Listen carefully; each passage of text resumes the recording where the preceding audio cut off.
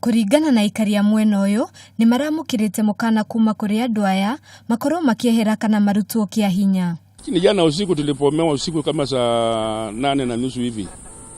Tukaingia na watoto kwa mashimo huko, tukatoka watu wanataka kutuoa, wakafunja manyumba.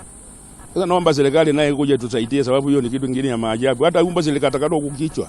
Tunaishi hapa mahali hapa na watoto, na hao watu wanakuja kutubomolea, wanaturudisha nyuma kwa sababu sisi ni asola, hatufanyi kazi. Mtu kama mimi ni mjane, sina mtu nategemea. Aikari ya mugite migunda ino ni yao, kuona makoretwo magikara kou kwa ihinda iraya riu na mari na maratathi ma kuonania migunda iyo ni yao.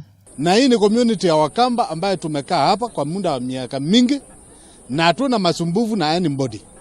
Kwa hivyo tunaomba serikali ingililie hii maneno na iangalie ni nani ambaye anakuja kusumbua watu wakiwa wanakaa kwao. Riu Aikari maraikara na guoya guku makioria andu a wendi mwega mamateithĩrĩrie gwaka nyumba ciao weru na oho makoria thirikari igacirithie ugitiri mwena ucio. Handu-ini ha Kameme TV, Njeta Wangari wa Mwangi.